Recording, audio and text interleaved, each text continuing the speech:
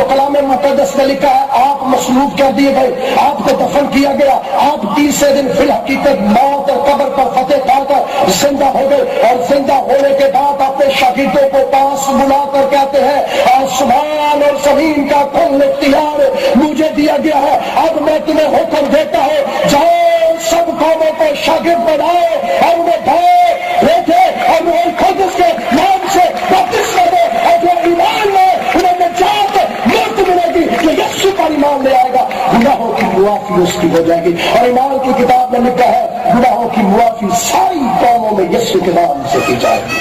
जो भी आज कौम, जो भी आज कबीला, जो भी आज उम्मत यीशु नाम पर ईमान ले आती है गुनाहों से मुक्ति हासिल कर लेती है, गुनाहों से निजात हासिल कर लेती है। इसलिए यीशु मसीह का पैगाम एक कौम के लिए नहीं, एक उम्मत के लिए नहीं, एक मजहब के लिए नहीं, कौमों कबीलों उम्मतों के लिए है। और जो लोग गलत इसकी इंटरप्रिटेशन करते हैं, गलत पढ़ते हैं, वो सुन ले बाइबल मुक़द्दस को गौर से पढ़े, इसके अंदर उनके सवालों का जवाब मिल जाएगा। और आखिरी बात जो मैं सबके लिए यहाँ छोड़कर जाना चाहता हूँ और वो बात ये है कि जो यीशु पर ईमान लाएगा वो अपने गुनाहों से माफी हासिल करेगा। और अपने सर को झुकाए। सैमी सैमसन चूड़े का दामाद इब्राहिम कादरी। अल्हम्दुलिल्लाह रब्बिल आलमीन वस्सलातु वस्सलाम अला सय्यिदिल मुरसलीन। आपने जमील नासर साहब की गुफ्तगू सुन ली। जमील नासर साहब इस ये 49 मिनट के बयान में इनका बहुत जोर इसी बात पर रहा है कि जो बाइबल का यीशु है वो सिर्फ बनी इसराइल के लिए या यहूदियों के लिए नहीं आया, तमाम अक़वाम के लिए या पूरी दुनिया के लिए, पूरे जहान के लिए आया। तो इसी पर इसने बहस की, इसी पर बहुत सारे दलाइल दिए। मेरा दिल तो चाह रहा था कि मैं इसकी हर दलील का जवाब देता, मगर टाइम नहीं है मेरे पास इतना, क्योंकि मैंने इंग्लिश में भी सैमी सैमसन के और दूसरे बदबख्तों के बयान जो है एतराज़ात उनका जवाब देना है। तो इसलिए सिर्फ इस पे 2 मैंने बयान किए। एक तो पहले आपने देख लिया, अब दूसरा बयान शुरू है। तो इसमें सबसे पहले हम देखेंगे एक आयत, जो बाइबल की एक आयत है। इसमें इसने एक और भी शुरू में इसने कहा कि जो गैर अक़वाम है यानी कि दूसरे गैर मसीह लोग हैं वो बाइबल को सिर्फ इसलिए पढ़ते हैं कि वो इस पर एतराज कर सके। तो भाई मैं मैंने इसलिए बाइबल को नहीं पढ़ा था क्योंकि मैं तो मसीहत में था, तो 28 साल की उम्र तक मैं मसीह रहा। तो इस लिहाज से मैंने तो बाइबल को सवाब की नीयत से पढ़ा, बाद में समझने के लिए। और जब मैंने गौर खोज किया, जैसे आपने एंड पे यही कहा कि बाइबल में पढ़े तो गौर खोज करें, तो जब मैंने गौर खोज किया तो मैंने बहुत कुछ इसमें से पाया। वो आज मैं अपना हासिल मुताला आपके सामने पेश कर देता हूँ। आज की हमारी जो इस बारे में है कि मैं यानी कि मेरा जो इसमें क्लेम है वो ये है कि जो यीशु है वो सिर्फ यहूदियों के लिए आया, बाकी अक़वाम के लिए नहीं आया। ठीक है, बहुत सारी आयात मिलती हैं और इसमें इसने यह भी बड़ी कोशिश की है कि जो यहूदी थे वो बाकी दुनिया को यानी कि बाकी अक़वाम को जो है वो तबलीग करते थे, जिससे वो मुतासर होकर यहूदियत कबूल कर लेते थे। ये बिल्कुल गलत बात है, ये बिल्कुल गलत बात है। उसकी वजह ये है कि आप अगर देखें, जंग के कवानीन देखें या जो भी आप मामला पुराना अहदनामा उठा के देख लें, तो सिर्फ चंद अशखास के अलावा और कोई नहीं है जिन्होंने यहूदियत को कबूल किया हो या यहूदियत में घुसे हो। उनमें रहब जो है वो फाशा है, और उसके अलावा राउत है, उसका ज्यादा जिक्र मिलता है, रहब फाशा का जिक्र मिलता है कि वो औरतें ऐसी थी जिनका करैक्टर ही लूज था, उन्होंने यहूदियत को कबूल किया क्योंकि उनके यहूदी मर्दों से शादियां हो गई थी। और उसके अलावा भी कुछ लोगों के हैं, बाकी यहूदियत जो है वो सिर्फ बनी इसराइल ही तक महदूद है, यानी कि इसराइल की औलाद तक ही महदूद है। अब हम जो आयत हम देखेंगे इसको साबित करने के लिए, वो सबसे पहले देखेंगे इमाल 15 बाब और इसकी 7 आयत। काफी बहसो तकरार के बाद पतरस ने खड़े होकर उन्हें मुखातब करना शुरू किया कि आए भाइयों, तुम जानते हो कि बहुत अरसा पहले खुदा ने तुम लोगों में से मुझे चुना ताकि गैर यहूदी भी मेरी जुबान से खुशखबरी का कलाम सुने और ईमान लाएं। अब ये आयत आपने जहन में रखनी है। ये आयत मैंने जो स्पेशल पढ़ी है इसको आपने जहन में रखना है। मैं कोशिश करूंगा इसका स्कैन जो है वो पूरी वीडियो में साथ साथ चले। फिर आप देखेंगे, अब हम दलाइल देना शुरू करते हैं इस बारे में, और पूरी तवज्जो से सुनिएगा। अगर कोई रद्द करना चाहे, मेरा मोबाइल स्काइप एड्रेस है आपके पास है, अगर उसके अलावा कोई वीडियो डालना चाहे, मेरे बयान का रद्द करना चाहे तो वीडियो डाल दे, मैं मजीद उसको दलाइल दे दूंगा। इसको हम देखेंगे यूहन्ना बाब 21 से शुरू करते हैं, बाब 21 और इसकी आयत 15 से।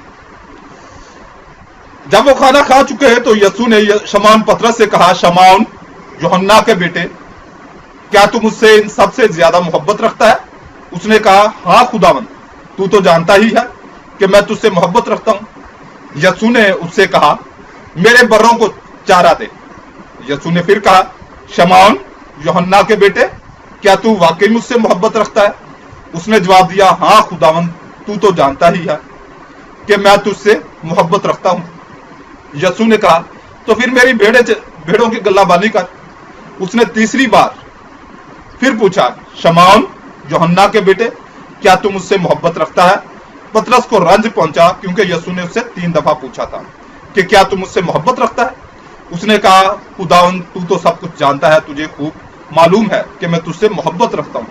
यीशु ने कहा, तू मेरी भेड़ें चरा।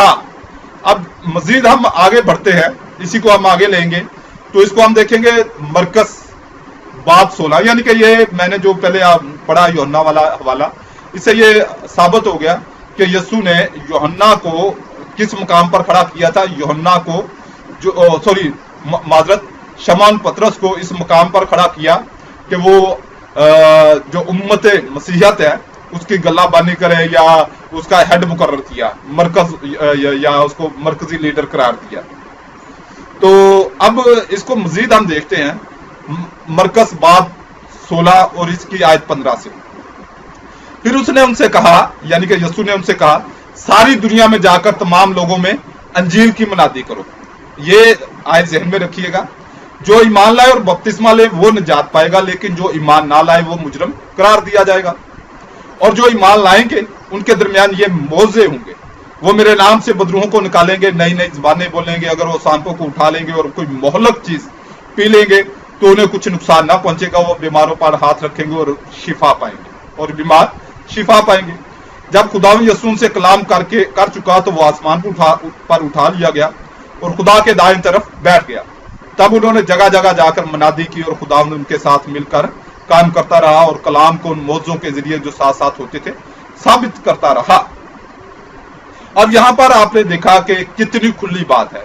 इस तरह और भी बहुत सारे हवाला जाता है कि जब यीशु ने तमाम अक़वाम की तरफ जो रसूलों को बनाया, तो रसूलों को भेजा, पौलुस को या शमौन पतरस को जो है वो लीडर करार दिया या हेड उसी को बनाया, और मजीद जो है वो सबको यानी कि अब सबको कहा कि तमाम कौमों में जाओ, सिर्फ यहूदिया में ना रहो। ये आपने पढ़ लिया, ये आपने सुन भी लिया, यानी कि ये आसमान पर जाने से पहले की आखिरी वसीयत, आप इसको तसव्वुर कर सकते हैं। जबकि जब हम जाते हैं इमाल 11 बाब में, इमाल 11 बाब में, और इसकी एक आयत से शुरू करेंगे, ये थोड़ा लंबा हवाला है, 18 आयत तक मैं पढ़ूंगा। यहूदिया में रहने वाले रसूलों और मसीह भाइयों ने यह खबर सुनी कि गैर यहूदियों ने भी खुदा का कलाम कबूल किया है। चुनांचे जब पतरस वापस यरूशलेम आया तो मख्तून यहूदी जो मसीह हो गए थे उससे बहस करने लगे कि तू गैर मख्तून लोगों के पास गया और उनके साथ खाना खाया। यानी कि जो यहूदी जिन्होंने मसीहत कबूल कर ली थी उन्होंने एतराज किया कि तू गैर कौमों के पास क्यों गया। अब पतरस जो है वो जवाब देता है, यह चौथी आयत से है।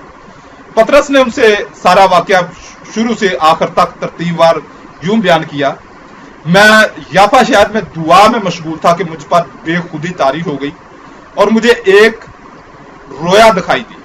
मैंने देखा कि कोई शय एक बड़ी सी चादर की तरह चारों कोनों से लटकती हुई आसमान से नीचे उतरी और मुझ तक आ पहुंची। मैंने उस पर नजर डाली तो देखा कि उसमें जमीन के चौपाए, जंगली जानवर, कीड़े मकोड़े और हवा के परिंदे हैं। तब मुझे एक आवाज सुनाई दी जो कह रही थी कि आए पतरस उठ, ज़बा कर और खा। मैंने जवाब दिया, आए खुदावंद हरगिज नहीं, कोई नापाक और हराम शे मेरे मुंह में कभी नहीं गई। उस आवाज ने आसमान से दूसरी बार कहा, जो चीजें खुदा ने पाक ठहराई हैं तो तू उन्हें हराम मत कह। यह वाकया 3 बार पेश आया और वो चीजें फिर से आसमान की तरफ खींच ली गई। ऐन उसी वक्त 3 आदमी जो कैसरिया से मेरे पास भेजे गए थे उस घर के सामने आ खड़े हुए जहां हम ठहरे हुए थे। पाक रूह ने मुझे हिदायत दी कि मैं बिला खौफो खतर उनके हमरा हो लूं। ये 6 भाई थे, ये 6 भाई भी मेरे साथ गए और हम उस शख्स के घर में दाखिल हुए। उसने हमें बताया कि किस तरह एक फरिश्ता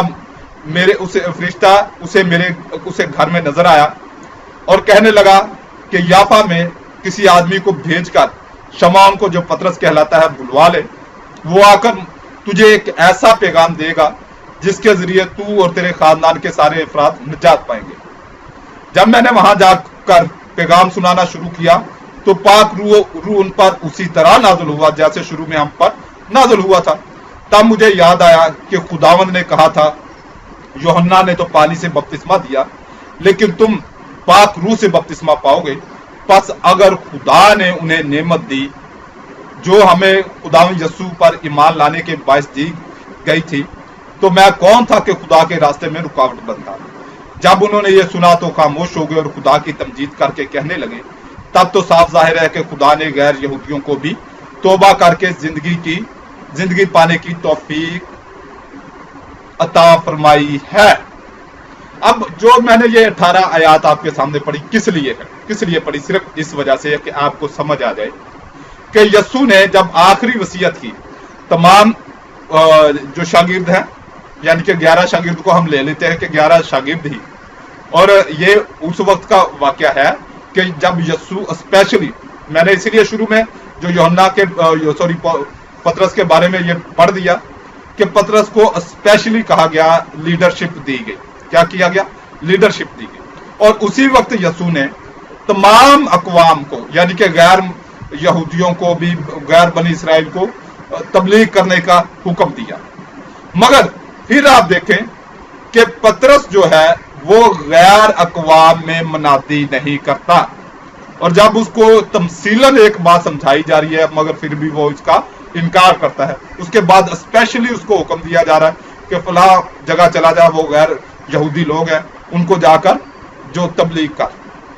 इसका मतलब है कि या तो पतरस भूल गया और बाकी जो यहूदियों से मसीह हुए थे या बाकी जितने भी रसूल थे वो सब भूल गए। ये स्पेशली उसको रूह अल कुद्दस के जरिए याद करवाया जा रहा है। कितने शर्म की बात है कि ये मैंने जो इस पर ज्यादा डेफिनेशन नहीं मैं कर रहा, सिर्फ आपकी समझ के लिए मैंने ये हवाला जात पढ़ दिए हैं।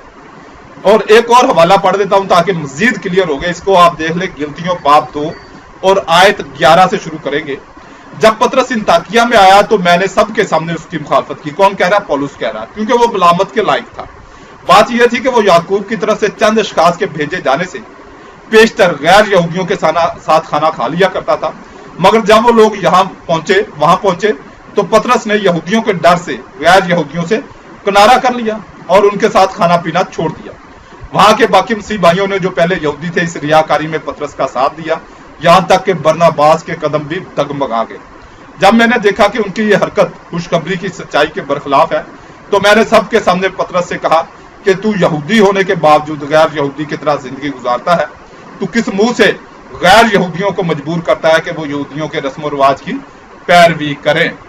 अब ये देख लें कि जो पतरस है, जिसको यीशु ने खुद कैफा करार दिया, चट्टान करार दिया, उसको तो भूला हुआ था कि गैर यहूदियों में, यानी कि गैर बनी इसराइल में, गैर इसराइल में जाकर वो तबलीग करनी है, उनको भी बपतिस्मा देना है, उनको भी रूह अल कुद्दस देना है। मगर फिर उसको रूह अल कुद्दस याद करवा रहा है।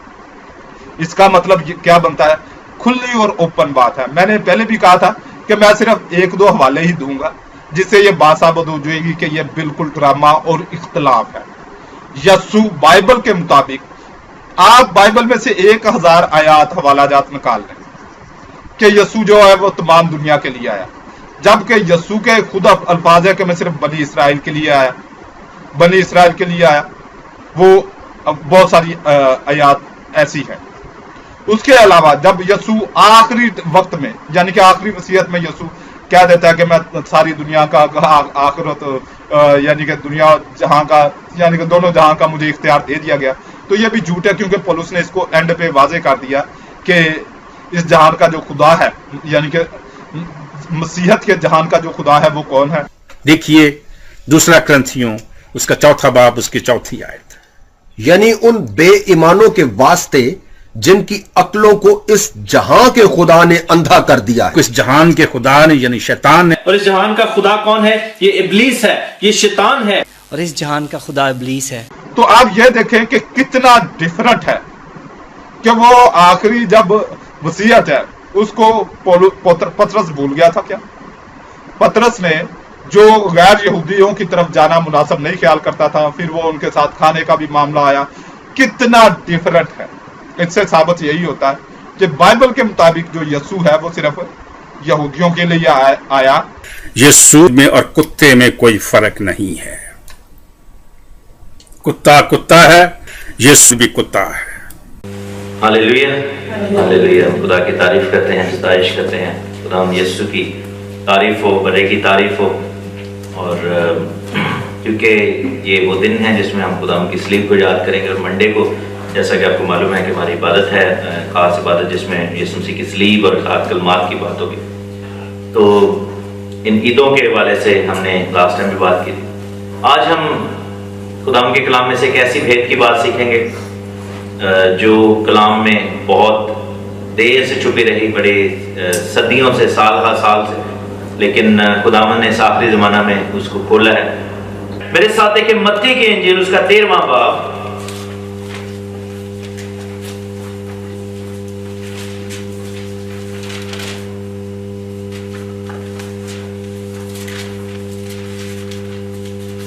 मत्ती की इंजील उसका 15वां बाब और उसकी 15वां बाब और उसकी 24वीं आयत, बल्कि 21वीं आयत लिखा कि यीशु वहां से निकलकर सूर और सैदा के इलाकों को रवाना हुआ।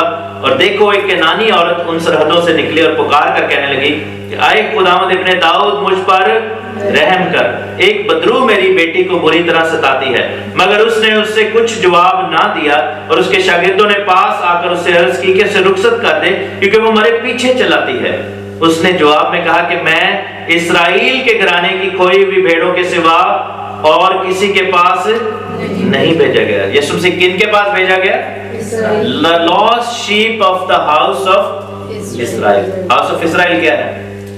आमतौर पर इस वर्ष को लोग मिस इंटरप्रेट करते हैं कि यीशु पहले यहूदियों के पास आया, यहूदियों ने उनका इनकार कर दिया, फिर जो मैसेज जो है वो जेंटाइल्स के पास चला गया।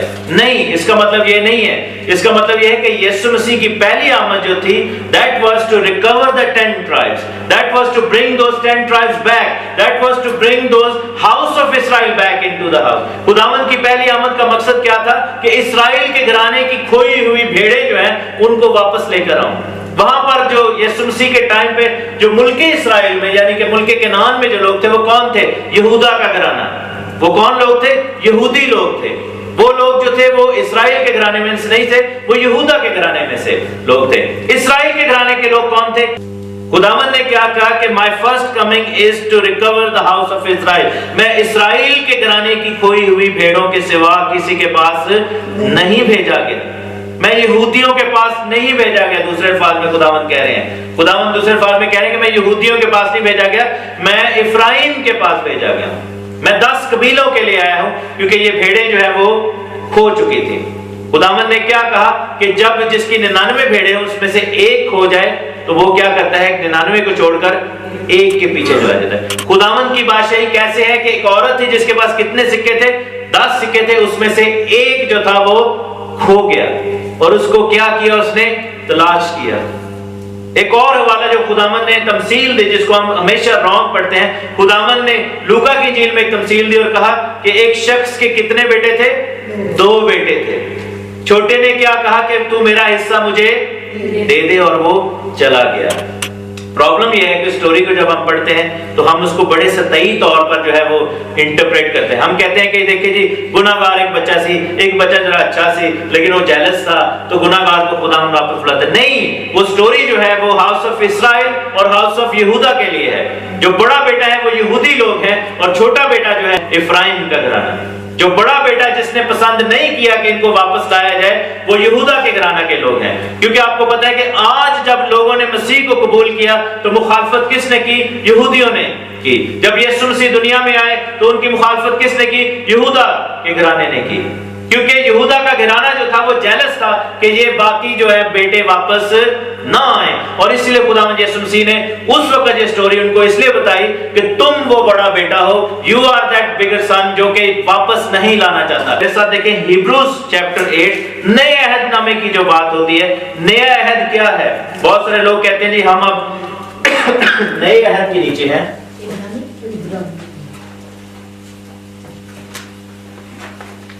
لیکن ایک چیز ہم دیکھیں گے کہ خداوند نے جو نیا عہد باندھا ہے وہ کسی جینٹائل کے ساتھ نہیں باندھا، خداوند نے کسی اور قوم کے ساتھ نہیں باندھا. 8ویں آیت میں دیکھیں گے چیپٹر 8 ورس 8، عبرانیوں کا خط اس کا 8واں باب اور اس کی 8ویں آیت لکھا ہے کہ پس وہ ان کے نقص بتا کر کہتا ہے، خداوند یوں فرماتا ہے کہ دیکھ وہ دن آتے ہیں کہ میں اسرائیل کے گھرانے اور یہودا کے گھرانے سے ایک نیا عہد باندھوں گا. نیا عہد کن کے ساتھ باندھا گیا ہے؟ اسرائیل کے گھرانے کے ساتھ یعنی 10 قبیلوں کے ساتھ، اور یہودا کے گھرانے کے ساتھ یعنی 2 قبیلوں کے ساتھ. اسرائیل کا گھرانہ کون ہے؟ جو مسیح پر ایمان لے کر آئے ہیں، ہاللیلویا، جو یسوع مسیح کو اپنا خداوند کہتے ہیں. اور یہودا کے گھرانے کے لوگ کون ہیں؟ جو ابھی تک مسیح کا انتظار کر رہے ہیں لیکن ابھی ان کی آنکھوں کا کھلنا باقی ہے، کیونکہ خداوند کے کلام میں رومنز چیپٹر 11 میں یہ پروفیسی تھی کہ خداوند نے کہا تھا کہ میں نے اسرائیل کے ایک حصے کو یعنی یہودا کو سخت کر دیا تاکہ ساری قومیں اندر داخل ہو جائیں، اور وہ آخری دن تک سخت رہے گا. آج اگر یہودی نہیں مانتے خداوند کو تو یہ خدا کی مرضی ہے، کیونکہ اگر آج یہودی اگر مان جائیں تو خداوند کی آمد ہو جائے گی. کیونکہ سیکنڈ کمنگ کس کے لیے ہے؟ ہاؤس آف جیوڈا کے لیے. فرسٹ کمنگ کس کے لیے تھی؟ ہاؤس آف اسرائیل کے لیے. میں کن بھیڑوں کے پاس آیا ہوں؟ اسرائیل کے گھرانے کی کوئی ہوئی بھیڑوں کے سوا میں کسی کے پاس نہیں آیا. سو خداوند کی پہلی کمنگ جو تھی وہ کن کے لیے تھی؟ 10 ٹرائبس کے لیے، لاسٹ شیپ کے لیے، گم ہو چکی ہوئی بھیڑوں کے لیے. کیونکہ خداوند نے کیا کہا تھا کہ میری بھیڑیں میری آواز سنتی ہیں، میری اور بھی بھیڑیں ہیں جو کہ اس بھیڑ خانہ کی نہیں ہیں. یوحنا میں ایسے لکھا ہوا ہے. اس بھیڑ خانہ کا کیا مطلب ہے؟ یہودی.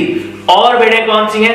جو حزقیل کی کتاب اس کا 37واں باب، یہ وہ پروفیسی ہے جس کے بارے میں ہم کہتے ہیں کہ یہ ریپچر کی پروفیسی ہے. حزقیل 37 باب آپ دیکھیں 15ویں آیت میں لکھا ہے کہ خداوند کا کلام مجھ پر نازل ہوا کہ اے آدم زاد ایک چھڑی لے. ایک کیا لے؟ چھڑی لے. ایک درخت لے، ایک شاخ لے، اور اس پر لکھ یہودا اور اس کے رفیق بنی اسرائیل کے لیے. کس کی چھڑی ہے وہ؟ یہودا کی چھڑی ہے. یہودا کا قبیلہ کون ہے؟ یہودی لوگ. پھر لکھے کہ دوسری چھڑی لے، دوسری شاخ لے، دوسرا درخت لے، اور اس پر لکھ افرایم کی چھڑی. کس کی چھڑی؟ افرایم کو کیا بلیسنگ دی تھی یوسف نے؟ کہ تجھ میں سے قومیں نکلیں گی. اور قومیں کیسے نکلیں گی؟ کس کے وسیلہ سے؟ صلیب کے وسیلہ سے. 10 قبیلے کی. اور لکھا کہ افرایم کی چھڑی یوسف اور اس کے رفیق تمام بنی اسرائیل کے لیے. نیا عہد کن کے ساتھ باندھا گیا ہے؟ یہودا اور افرایم کے ساتھ. 2 بیٹے کون کون تھے؟ چھوٹا بیٹا جو تھا جو پیسے لے کے بھاگ گیا تھا وہ کون تھا؟ افرایم، کھوئی ہوئی بھیڑیں. اور بڑا بیٹا کون تھا؟ یہودا.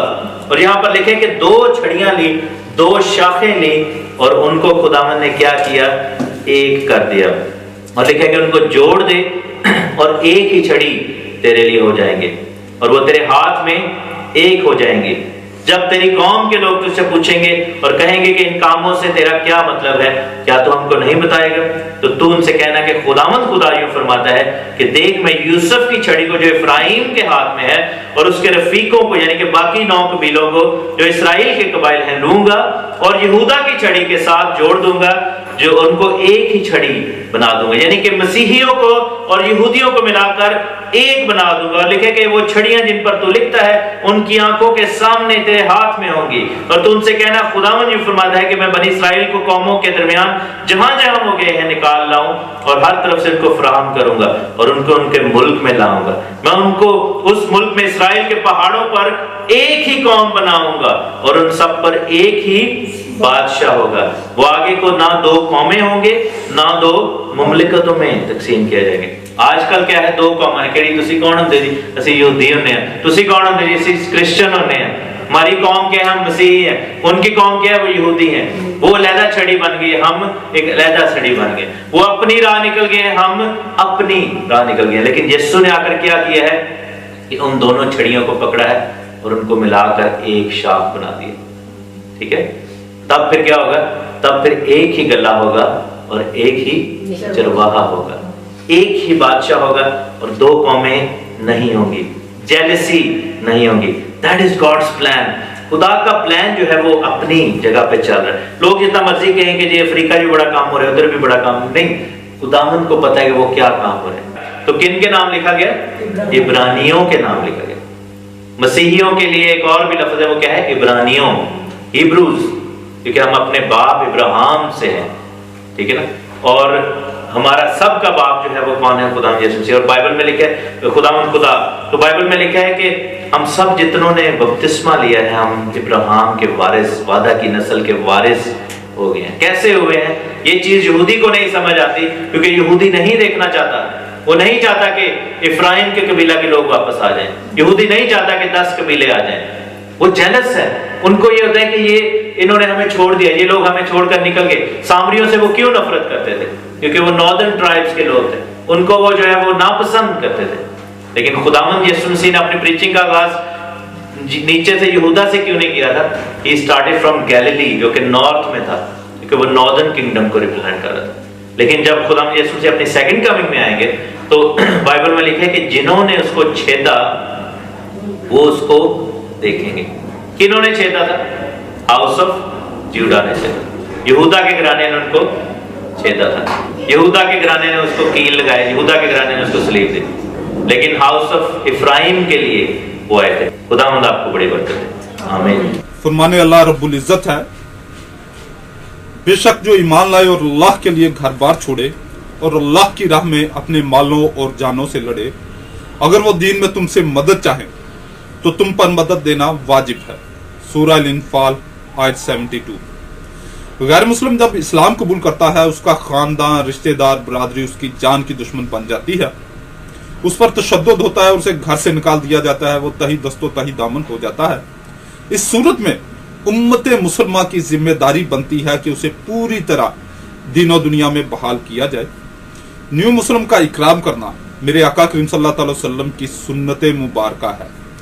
صحیح بخاری 3344 حدیث مبارکہ اور صحیح مسلم دوسری جلد حدیث مبارکہ 1064. اسی ذمہ داری کا احساس کرتے ہوئے میں نے یعنی محمد ابراہیم قادری نے ادارہ برائے تحفظ و بحالی نو مسلمین قائم کیا ہے. ادارہ کے مقصد غیر مسلموں میں تبلیغ کرنا، نیو مسلم بہن بھائیوں کی دینی تعلیم و تربیت، نیو مسلم بہن بھائیوں کے روزگار اور رہائش کا بہترین اور مستقل حل، نیو مسلم بہن بھائیوں کی شادی بیاہ اور قانونی معاملات میں بھرپور امداد انشاءاللہ عز و جل. براہ کرم اپنی زکوٰۃ و صدقات و فطرانہ سے بھرپور امداد فرمائیں. برائے رابطہ و امداد 0305 890 2412 موبی کیش اکاؤنٹ محمد ابراہیم قادری. الحمدللہ مجھے اپنی ذات کے لیے آپ کے ایک پیسے کی بھی ضرورت نہیں، کیونکہ میری اچھی جاب ہے اور میرے پاس اچھی آمدن ہے، میرے معاملات صحیح ہیں. 13-14 سال سے میں جس لیول پہ لائف گزار رہا ہوں اور میں اس کا عادی ہوں. آپ کا ایک ایک پیسہ نیو مسلمین یعنی کہ جو نئے مسلمان ہو رہے ہیں، جن کو میں خود کلمہ پڑھا رہا ہوں یا کہیں اور سے انہوں نے کلمہ پڑھا اور وہ اب دائرہ اسلام میں ہیں. اب ایک مسلمان جب دین اسلام میں آتا ہے تو بالکل خالی ہاتھ ہوتا ہے، بالکل خالی ہاتھ. جو اس نے سوٹ پہنا ہوتا ہے وہی اس کے تن پہ ہوتا ہے اور جو اس نے جوتے پہنے ہوتے وہی اس کے پاس ہوتے ہیں.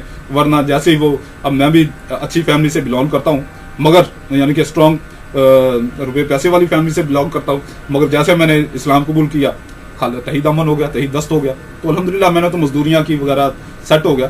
تو اب جو نیو مسلم ہوتے ہیں، اب وہ بیچاروں کو اسٹینڈ کرنے کے لیے، ایک نیو مسلم کو اسٹینڈ کرنے کے لیے پاکستانی روپوں میں 5 لاکھ روپے کی ضرورت پڑتی ہے. اللہ رب العزت آپ کو ہمارے ادارے کو سپورٹ کرنے کی توفیق عطا فرمائے، اور اس کے لیے کوئی بہت زیادہ بھی جتنا آپ افورڈ کر سکتے ہیں اگر آپ کے پاس صرف 100 روپے آپ افورڈ کر سکتے ہیں تو وہ بھی آپ میرے موبی کوش اکاؤنٹ میں ڈال سکتے ہیں، اور یہ اطمینان رکھیں کہ آپ کا ایک ایک پیسہ جو ہے وہ نیو مسلم کی فلاح و بہبود کے لیے لگے گا۔